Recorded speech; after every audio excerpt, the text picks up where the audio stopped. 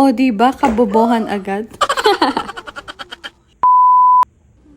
For today's video ay nandito nga kami sa Homebox dito sa Azaya City Center, Sharjah.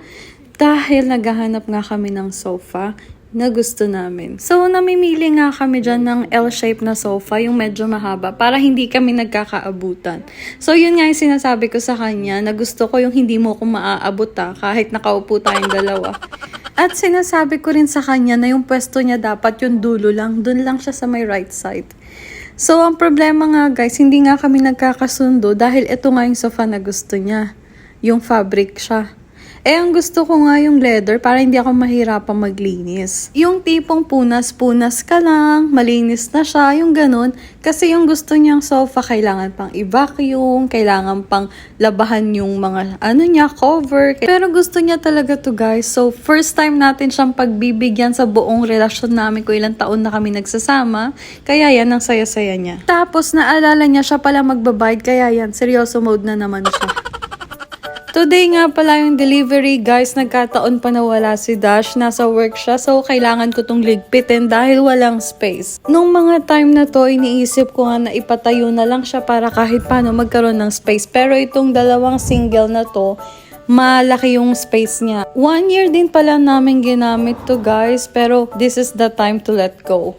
Kasi hindi kami kasya, kahit dadalawa lang kami dito sa bahay at hindi naman kami pala bisita, kailangan na namin magpalit ng sofa. Ayan na nga, dumating na nga sila at ina-assemble na nila tong bago nating sofa guys.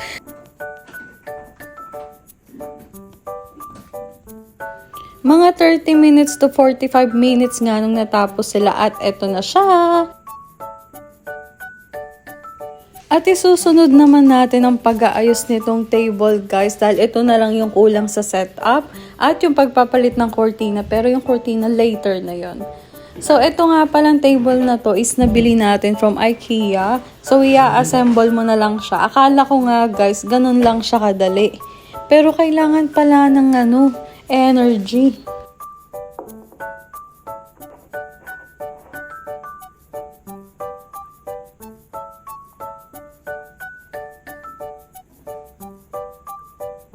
O diba, unang ikot pa lang pagod agad.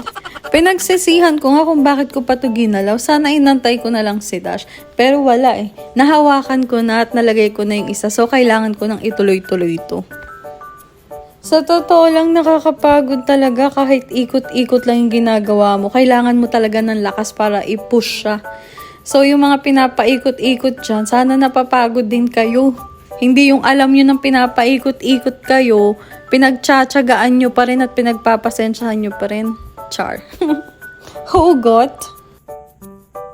At dahil nga nauubusan na ako ng lakas, isa to sa mga kabubuhan na nangyari sa akin.